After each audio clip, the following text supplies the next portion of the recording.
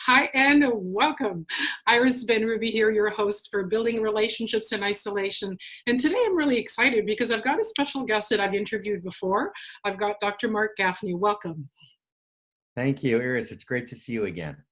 Nice to see you. And I want to tell you a little bit about Marc. He's a visionary. He's a social activist, a passionate philosopher. He's the author of 10 books. And he's also, what would you call yourself, the founder of the Center for Integral Wisdom?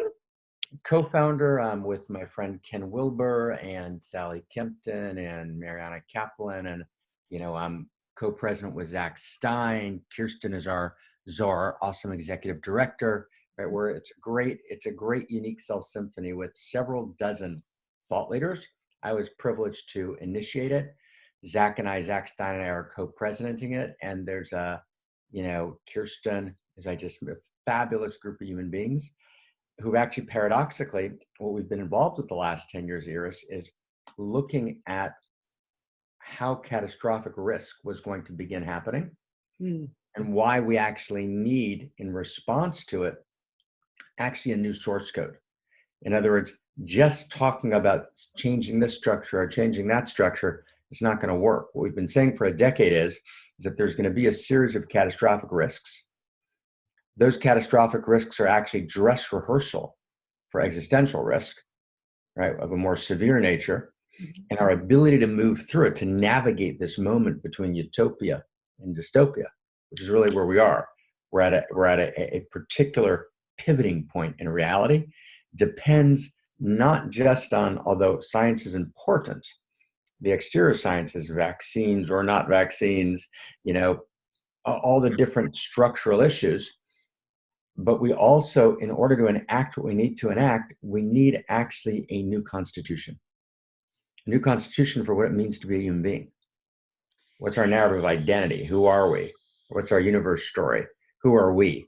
So this is a moment of just intense pain and intense possibility. And what I want to say is I saw something that Barbara Marx Hubbard said is that crisis is an evolutionary driver. So could you speak to that? Well, crisis it's Barbara and I talked about this often. It's very beautiful. I think I heard a rumor that you're a native original Hebrew speaker at some point. So you might be familiar with the word shvira, shever. So shvira means to break. And shever also means, in the original Hebrew, in the book of Genesis, Vayar Yosef ki shever b'Mitzrayim. Yosef sees that there's shever, and shever means their food.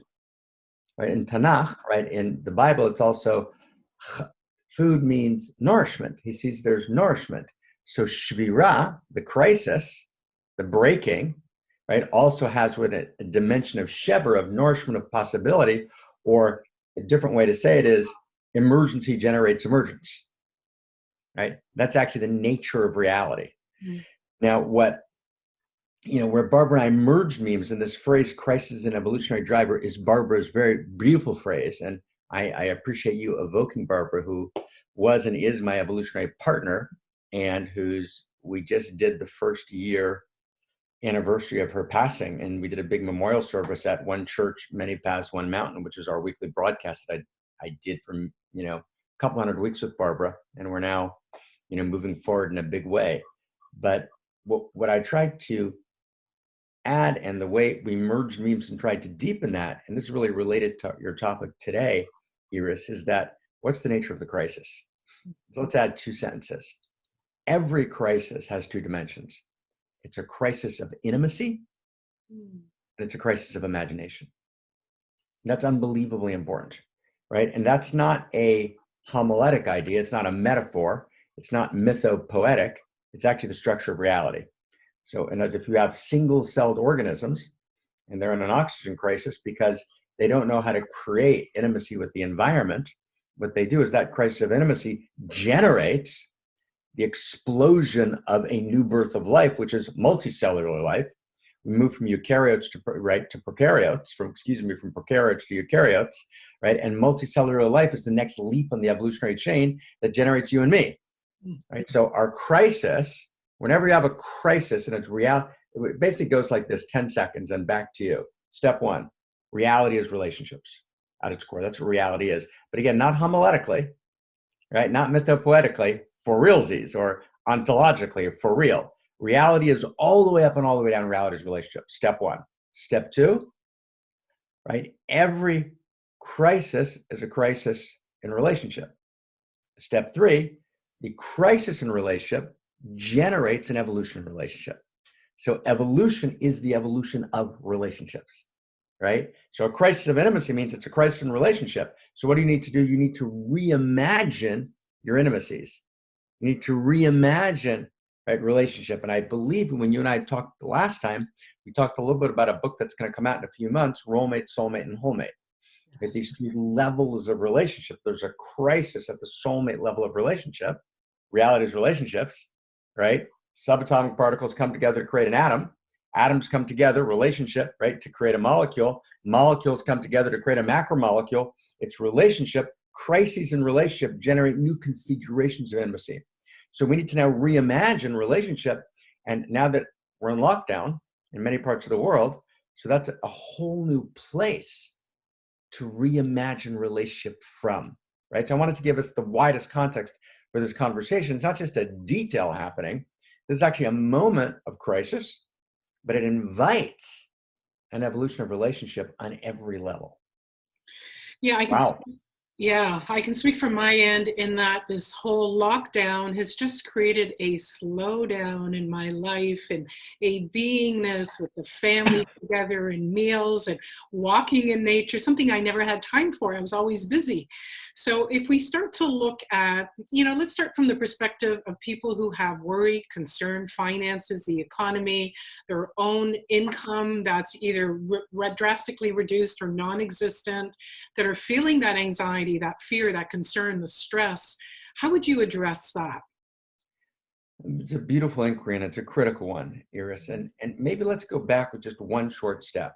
I mean, maybe the first thing that we all need to do, right, is to feel beyond ourselves.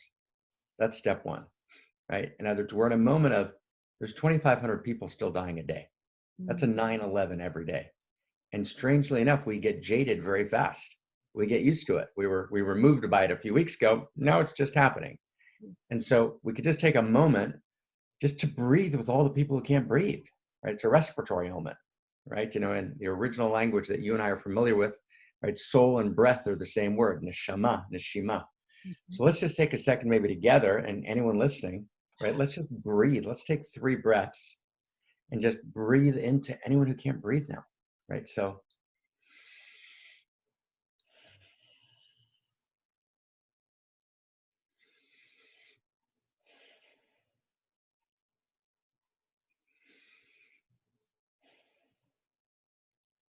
no, thank you. As soon as you said, let's slow down and breathe, I could just even feel my body go back and just get grounded, even the sound of my voice. Right? We can find ourselves, right? You can feel. Now from there, we have to find in many of these people, first of it may be us, it may be people listening.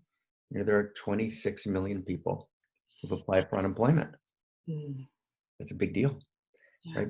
Before this happened, there was a huge swath of the world, but let's particularly talk for a moment about the United States, who didn't have access to what Joe Stiglitz, the economist, called global public goods: healthcare, retirement, childcare, right? And just, basic income.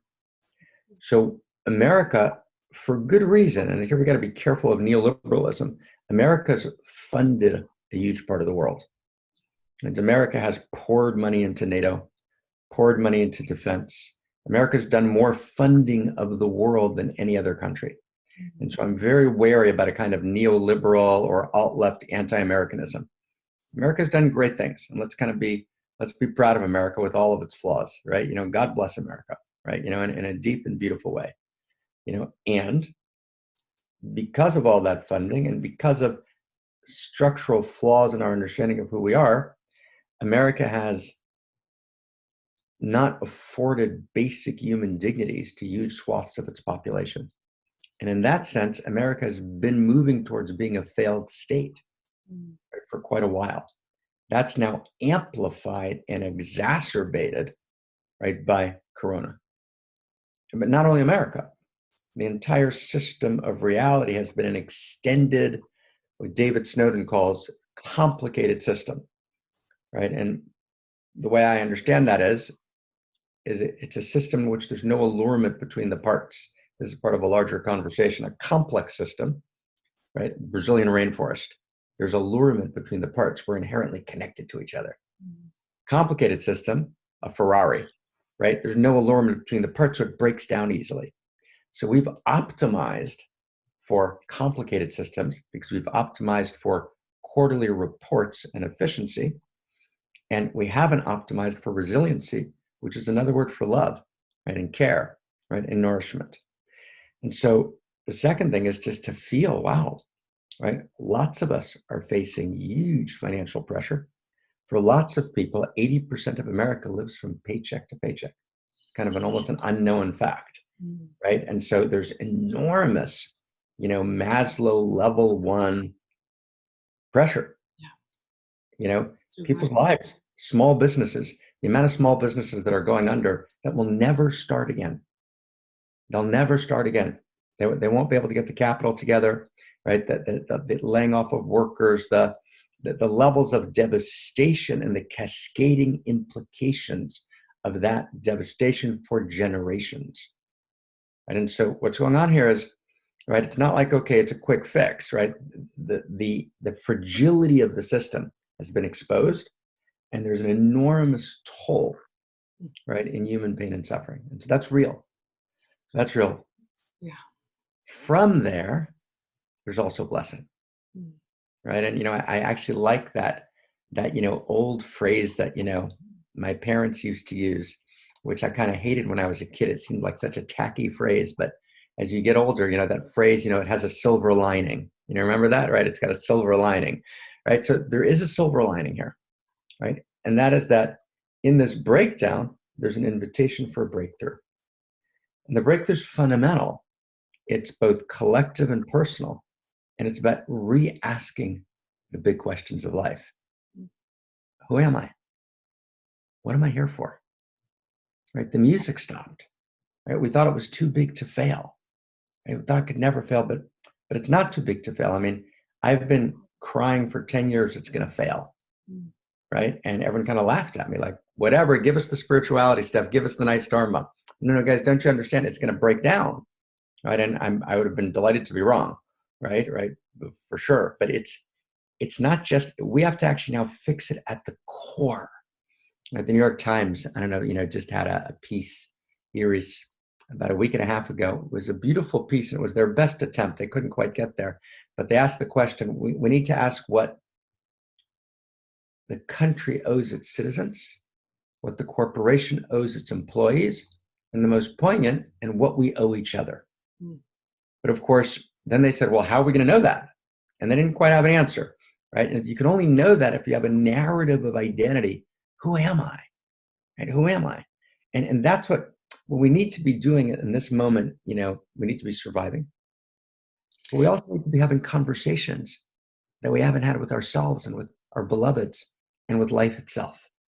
Yeah, I was going to say, in this moment where people are really struggling for survival, and the society, the world, the earth is requiring of us a different conversation. It's kind of, where do they focus? If they can't put food on the table, how do we have that conversation about the bigger conversation? Yeah, absolutely. And those conversations sometimes need to be split up, right? First, let's get everybody masks. Second, let's figure out, how we can create some sort of antidote, some sort of drug treatment, if not vaccine, right? In other words, third, let's share our resources, right, with people that need our help. And let's find people, and let's share our money, and sometimes let's share our house. If we have 2 extra rooms in our house, and there's a family that we know can't afford their rent, let's break the rules and let's invite them to move in for 6 months. I mean, let's actually, our love lists are too short. Our love lists are too short. Generosity is what I hear. Right. This is a moment for generosity. Yeah. Right. And generosity is the true nature of who we are. right? It's a moment not for what we've talked about, it, not for ordinary love. It's a moment for outrageous love. And everyone has a particular calling. There's someone they can call that's somehow left out of the circle. And they have some resource for that person. And it may be financial, right? And by the way, I just want to say the financial thing. We think our money is ours. Why would we think that? Such a strange idea, right? We're all born in a particular circumstance of privilege and promise. And we're born with particular gifts that allow us to fulfill it. But we might have been born more depressed, or we might have been born with less opportunity, right? And this is this time around, right? Let's just get out of this notion that it's mine. Yeah, it's mine. Of course it's mine. And it's yours. It really is yours, right? In a real way. You know, the Hebrew word, very beautiful for charity, is tzedakah, as you know, which means justice. It's about what's just. And what's just is, I've got something for you, you've got something for me, and let's exchange and let's help each other and let's explode the narrow, separate self, isolated nuclear family that instead of exploding implodes on itself. So there's a moment here for everyone listening and for myself, and right, what do I have to offer? And the joy, the utter joy of taking my seat at the table and participating, right, and making this right. And actually, I can impact here. That's huge. What comes up for me is one of my friends felt really isolated, single woman at home, and feeling like all of her married friends, well, they have each other, I'm on my own. And then she ended up calling them, and this was just pre-COVID. And they said, well, come over and have dinner with us. That's what you're talking about, that intimacy. She opened up, she was vulnerable, and she created that bond with them. She allowed them to step in and say, come on over, join us over here. Right. We have something to offer. Totally, right? And everyone's got something to offer. There's no one at this moment who doesn't have a unique gift that's needed somewhere in their circle of intimacy and influence. There's not one person on the planet, right, who doesn't have something to exchange. And imagine that we all begin exchanging. Imagine an economy of exchange, right? An economy of outrageous love, in which every person is giving their unique gift into the larger circle of intimacy and influence. And all of a sudden, you begin to have a self-organizing universe. Right? The universe begins self-organizing towards the good. And it's not command control, right? It's not top down, but it's actually a bottom-up, grassroots, authentic emergence. And the cosmos begins to self-actualize. And you begin to kind of manifest this self-actualizing cosmos. Like, wow, like what a, right? Like, wow. And that's enormously important. And I want to say one other thing that's unpopular. You know, someone wrote me before the show, a couple, you know, you always get a couple of those, and said, you're going on this show with this woman, Iris, right? I understand that she's affiliated with Donald Trump and Dr. Phil. I don't know exactly how she got that. And she sent me some link of some picture of you with Phil McGraw or something like that. I don't remember what it was, or interviewed. Right. So whatever it was. And it's just amazing how quick. So I wrote back, I said, wow, I didn't know. Right. And so I wrote back, but it's just amazing how quick we move to demonize people. Now, in this moment, right. And, you know, clearly, you know, President Trump, you know, has some leadership qualities, which, you know, leave something to be desired, right? There's some issues there, right? And I think, you know, lots been written about that. I don't need to add to it, but let's just stop the punching bag. You know, we want to vote them out. That's what a democracy is, right? But the kind of intense hatred and vilification, let's stop, right? You know, we can object. We can say he's wrong, right? But what we do is, when we can't find our own eros inside the circle, so we put all our energy into making someone else bad, right? And that's actually, and even if the person is bad, let's say Osama bin Laden, remember in the 9/11. So if we kill Osama bin Laden, the world will be good. Well, no, Osama bin Laden was an expression of a larger fabric, right? Of just devastatingly, shockingly, you know, problematic structures of reality. And so it's really a moment not to get inside the circle by placing someone else outside, right? That's not what this moment's about. This is a moment to bring people inside the circle.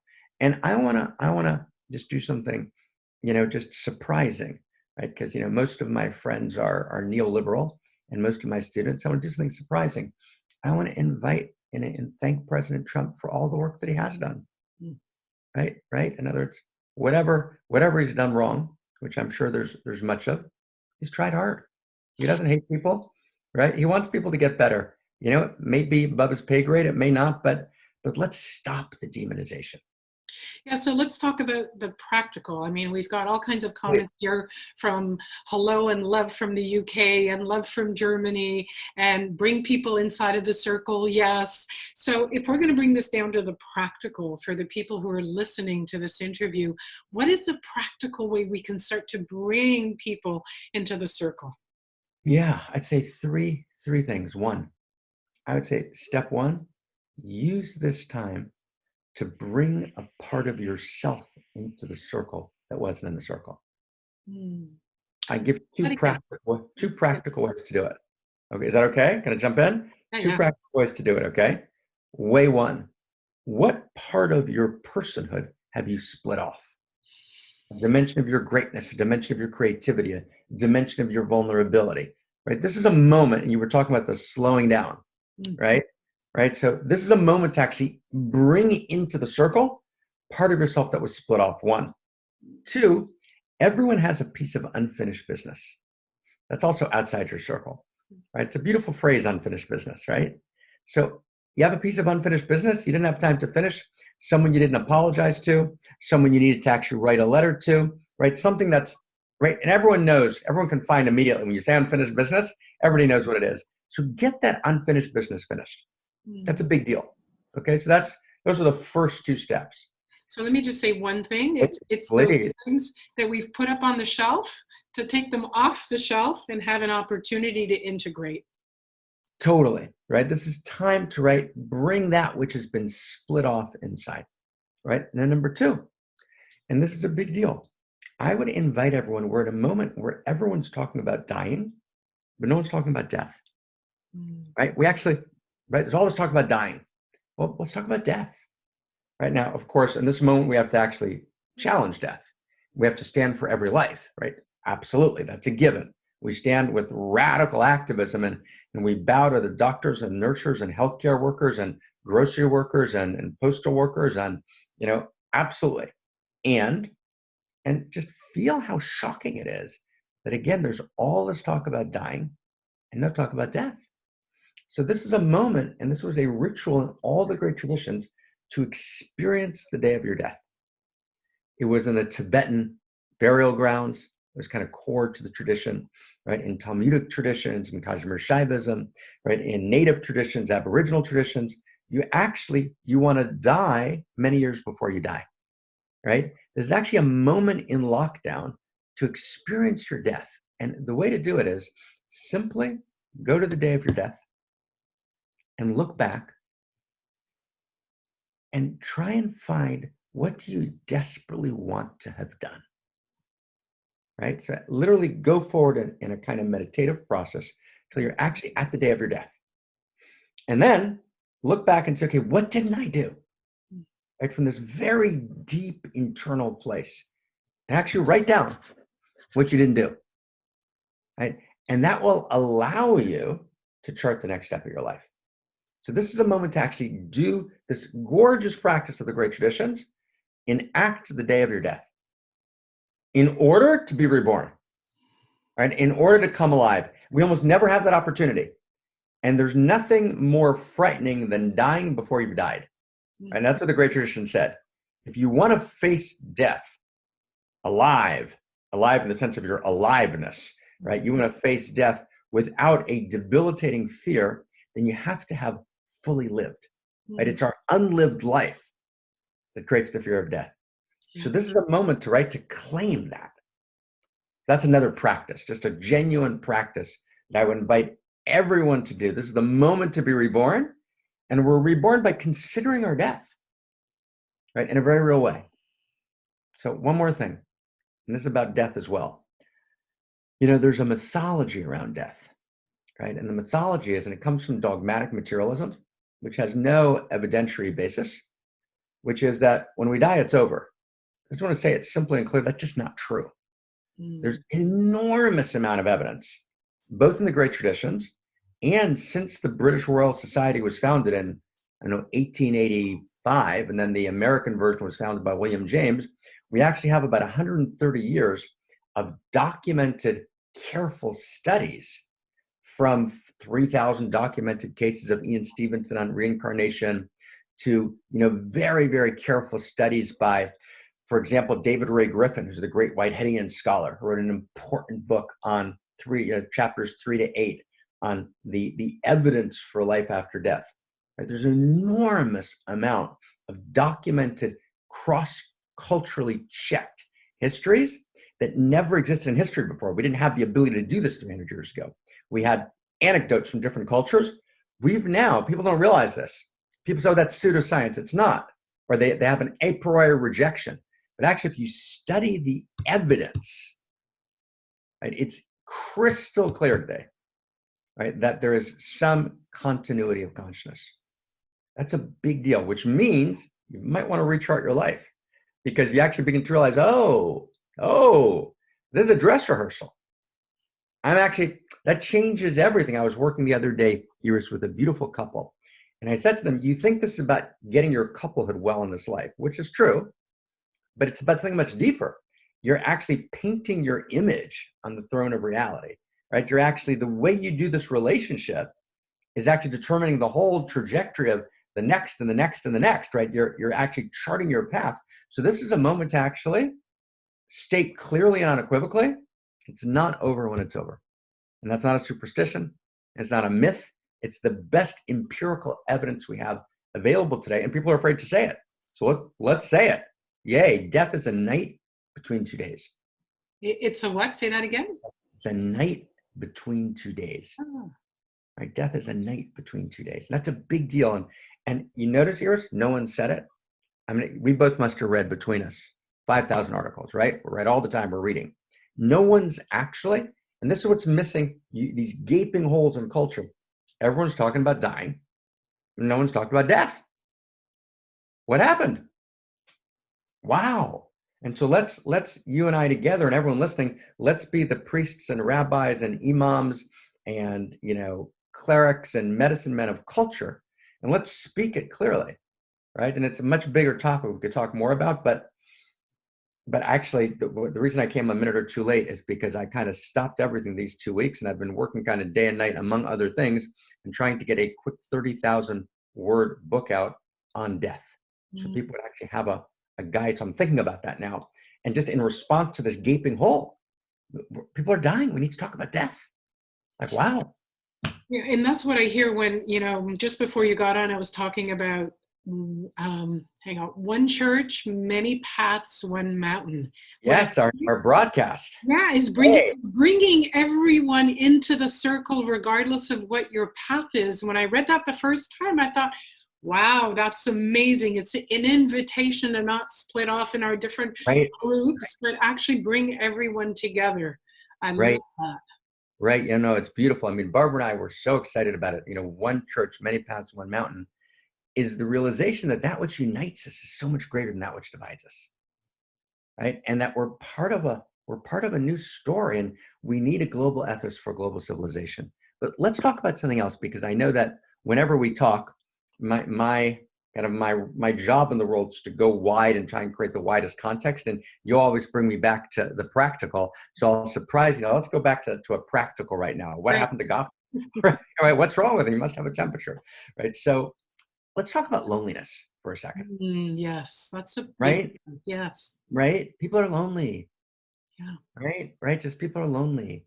And just first off, to anyone listening, right? Lonely ones, let's find each other. Let's hold hands. Right? People are lonely, right? There's a famous text that many people listening may know, and you and I grew up with some association with, right? Where did we grow up? Did we grow up in Egypt? Or where did we grow up? I'm not sure, Iris. Who knows? Were we in Tunisia?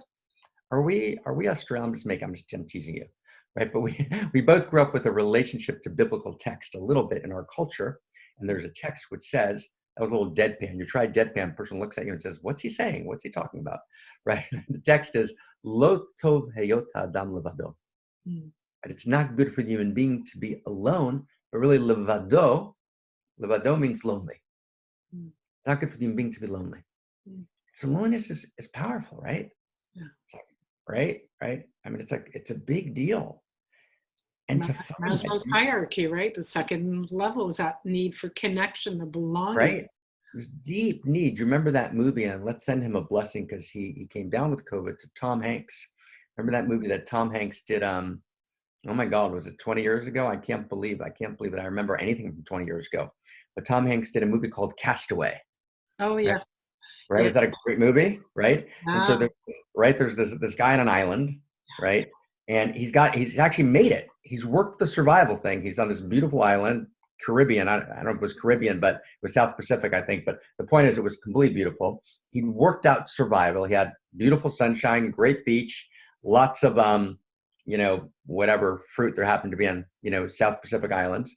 And he has this Wilson volleyball, and with his blood, he paints a face on the Wilson volleyball, and he starts talking to it. Mm-hmm. Right. And for those of you, just to bear with me here, I think between languages. So this particular broadcast was a Hebrew time. So the word face in Hebrew is panim, face, which also means pnimi, interiority, inside. Right. And so when we can't connect with another person's inside, we feel life's not worth living. And so Hanks in this movie makes this makeshift raft. And instead of having this guaranteed next 40 years of life, grow old and die on the island, he casts himself into the sea. He's got a 3% chance of making it, but it's worth it, right? Because he's lonely. So when you think about it, Tom Hanks was in lockdown, right? He was COVID-19. He was in lockdown, and the desire to make contact is not small. It's not a small thing, right? It's a basic human need is to not be social distancing. We should do social distancing. Everyone should. That's an absolute requirement to flatten the curve. But let's do it better. Let's do physical distancing and deeper social intimacy. All right, so let's get rid of the word social distancing. Let's do physical distancing. We're physically distant, but we're actually more intimate than ever before. And we have to actually, since we can't touch people physically, and we all want to give each other a hug, right? The desire to hug each other, which has gotten pathologized in a litigious culture, is actually a beautiful human desire. Right? I hug trees, small mammals, men, women, old, young. Let's hug each other, right? In the most beautiful and appropriate and boundaried and correct way, of course. But we need to be physically close to each other. So if we can't touch each other physically, just with even a handshake, let's touch each other emotionally. Yeah. How do we do that? So we do it by having the conversations that we've never been able to have. This is a moment for new conversation. Right? This is a moment, right, to have conversations you've never been able to have because you didn't have time, or because it was too raw. Yeah. I got if I can share with you, and maybe you have a great example. I got a letter about 3-4 weeks ago, and if he's watching, I apologize, I haven't answered it yet, but it was from a very, very well-known and quite profound scholar. Actually, this person happens to be a scholar of mysticism who I knew a bunch of years ago, right? And at a hard moment in my life, he disappeared. And I got a letter from him, 3 weeks ago. And I was like, right? And I knew he was writing because of this moment. And I've been penning him a response. Mm-hmm. But it was this moment we're confronting the coronavirus is arousing death. Right? It's arousing death, and we've got to save everyone and commit to everyone, to every human being. But it's also arousing it's this moment of encounter with death. And he wanted to write this letter before he, quote unquote, died. Right? And I'm going to write him back. And I wouldn't have written him back before. Right? I was angry at him. Where were you when I needed you? Right? And that somehow matters less, doesn't it? Yeah. I mean, what I'm hearing in all this is really confronting our vulnerabilities, right? Yeah. When I'm working with single women, it's really about declaring that they need a man, not that they just want a man. There's a vulnerability in wanting a man. And with my couples working is to really declare their deepest desires instead of complaining about one another. So what you're asking us is to take off the shelf that vulnerability we haven't been willing to express, or maybe even face ourselves, to create something new, a new relationship, a new level of intimacy. Beautiful. That's what I hear. That's beautiful, Iris. I was working with someone yesterday who's a dear, dear, friend and colleague, and we do what I call in my world holy of holies, which are, intense one-on-one sessions. We do deep dives of study. And he's a quite a brilliant coach, actually, of high level clients, and great, great human. And we were talking about need. And I said to my dear friend, I said, to say I love you is to say I need you. And he reacted very strongly against it. No, that's codependency, right? And we can't need each other, and I need to. And I understand. And I said, I said to my dear friend, I get it, and you're right. There's a dimension of need which can go pathological and become codependent, in which I have no inner center without you. Yeah. And to say I love you is to say I need you. That's very, very beautiful. My partner and I, at least twice a week, we tell each other, I need you. It's just like this open vulnerability exposed in a good way. Like this is my deepest desires. I need you in my life, not to pay the bills, not to repair anything around. I need you for those intimate things. And I'm not talking about sexual, that emotional intimacy. I can't do with myself, not what's available in partnership. Right. And again, I don't want to knock the supporting or the fixing the stuff around the house, which are all important, or the sexual, which are all sacred and beautiful. And if you can pay the bills and get something fixed and have good sex all at the same time, that's fantastic, right? But that was deadpan again. That was a joke. Okay, but you're right. The need is right. The need is, of course, deeper, right? It's to know that I can be fully powerful and yet have a profound sense of need, and actually. The most powerful position I can take is to acknowledge the power of my need in a way that doesn't manipulate you, but actually invites you, that allures you. So I want to give you a gift. Can I give you a little gift? Just a little? Yes. There's a phrase that's the beginning of a chapter of a book I'm now, God willing, going to put out in about a month. And the phrase is, your need is my allurement. Isn't that beautiful? Yes, I like that. I can feel it. Isn't that beautiful? You can feel it, right? So when you think about it deeply, and this is something I did some very deep work with my partner, the woman that I have the delight of living with, Christina Kincaid, Dr. Christina Kincaid, who's an excellent Reichian embodied therapist. And she's also a kind of a lineage holder in our Dharma, and working with me on phenomenology of Eros. And we were talking about, a couple of years ago, about the experience that Fairburn and Kohat, different theorists, talk about, which is the experience of having our basic needs humiliated when we're young, right? Our experience at humiliation in going to get our basic needs met. And that experience, and there's a woman named Martha Nussbaum, I don't know if you know her work, she wrote a book called The Language of Emotions. She's probably the preeminent serious philosopher in America today. About 70 years old. And, Martha, if you're listening, will you marry me, please? Your book is gorgeous, right? I mean, she's a brilliant, insightful, nuanced thinker. And she talks about this notion of, and she collects, right? She's at the University of Chicago, but getting our basic needs humiliated, right? Our need for food, but our need for touch, which are the two basic needs. So how do we heal those? How do we heal that humiliation? So we heal that humiliation when someone says to us, right, your need is my allurement, right? Like, wow, right? And your need is my allurement, that goes back to that word generosity. Yeah. Not only do I give you permission for it, but I am, what's the word I'm looking for? I am enticed by it. And I want you to be allured by meeting my needs. Right. It's very beautiful. And this is the Dharma in this book that I had a privilege of writing with Christina, called The Return to Eros. Right. And we talked there about this notion of the sexual models, the erotic, meaning there were 12 billion years of Eros before sex. right? And Eros is the movement of cosmos, the allured movement of cosmos to create greater wholes. That's 12 billion years. At a certain point, that reaches a certain kind of dead end. So to create new novelty, so we go from asexual to sexual production. But sexuality is an expression of Eros. It's a model for Eros. But the idea is I want to live erotically in all the arenas of my life, not only in the sexual. But in the sexual, you get a model, you get a hint of something, which is in the sexual, right? We get in its holy sacred context, we get the notion of your need is my allurement. Mm. Very beautiful. So imagine, let's now extend that. Your need for attention and holding, your need for being met, right? Your need for nourishment, your need for education, right? Your need for employment, right? And then I stop splitting people out of my circle of intimacy and I say, your need is my allurement. Like, wow. So that phrase came down to me like in the middle of the night, and you can feel it, right? Just like, that's it. Your need is my allurement. That's where I become whole again. Mm.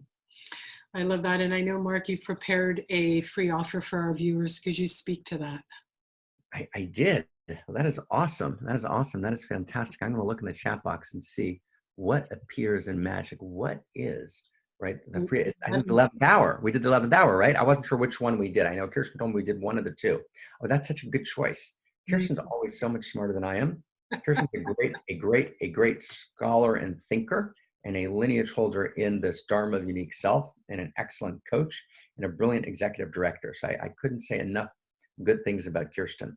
So she suggested, which is a brilliant idea, that we use the 11th hour. So the 11th hour, and here we could get a little emotional. Gosh, the 11th hour, I recorded in the 2 weeks before Barbara died, Barbara Marx Hubbard. She came to Portland. She was with Christina, myself, and Shahat Courtney, you haven't met, who runs our European festival. And let's just be, funny for a second, right? Barbara would every day at like 4 or 5 o'clock come in with like 2 bottles of wine.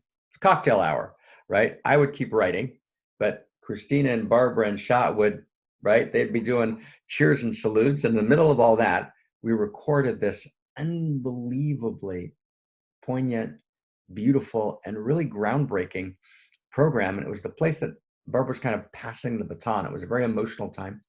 She felt her fragility, although we thought she'd live several more years. She was 89, but she was filled with energy, but you could feel there was something, and it was literally 2 weeks before she passed, and it's called the 11th hour. It's about what are the new maps we need for reality? What's the new constitution, right? Not just all men are created equal. All human beings are born uniquely creative, right? What's the new map, right? And that's called, it's the 11th hour, right? It's 12 programs, right? 12 maps, 12 conversations that Barbara and I did together. It's actually up now on the web as a 3-day gift to anyone who wants to go get it, right? And we're actually starting, right? Iris, this is so exciting, and I want to invite you. We always promise to talk offline, and we never get to, so we have to get to do it. We're starting this Office for the Future, which is actually Barbara's term, and I want to credit her with that. It was her term. And so we're starting an Office for the Future, which is going to be the kind of umbrella of the think tanks, which is about articulating this memory of the future, right? This new emergence that comes from the emergency, right? And so the 11th hour is it's a fantastic offering, and everyone's like super, super invited to click the link wherever it will be. And it's up for now 3 days. It's complete, gift for you, but it will actually show you, it's a memory of the future. It's a big deal. And Barbara, I'm wherever you are in the continuity of consciousness, right? We're doing this now, and the promise will be kept. Yay. Beautiful. And if there was one thing you would hope our viewers take away, Marc, I mean, you've given us lots over this last 45 minutes. What would that one thing be? Well, I'd say 2 things. First, I hope somebody got my deadpan humor, right? Because, I hope, one joke got, okay, so there's one. Besides that, I think that's not what you meant. Okay. God, can I give you a formula? Is that okay? Just a 1-sentence formula? Is that okay? Just like, right? And I just want to say to everyone listening, I always get wiser when I'm talking to Iris, because she's always pressing for, okay, what's the essence here? And in that interaction with you, I always learn something. So that's why I always appreciate, besides the delight of seeing you, I always appreciate being here. So thank you. So here's the formula. The formula is, what does reality need from me in the next moment? No other question you ever need to ask. Right? And reality means in my circle of intimacy and influence, right? Not there and not there and not there. In my world, right? Don't ask what do I want to do, or what's exciting, and or don't even ask what's right. What does reality need from me the next moment? And you'll always know what it is. Right? You know, that moment we got to drop in, right? We always know what it is. Reality needs me. Reality desires through me, right? And my deepest heart's desire, my own deepest, not my surface desire, not my superficial desire, right? Buddha said, have few desires, but have great ones, right? In the original Pali Canon. So my deepest heart's desire is goddesses desiring through me. Wow. Yay. Yeah. Yeah. And with that, Marc, I want to say thank you for the time that you've given us, for all of this beautiful sharing, and for the difference you make in the world. And the same absolutely to you, Iris. It's a pleasure to be with you. Thank you. Thank you.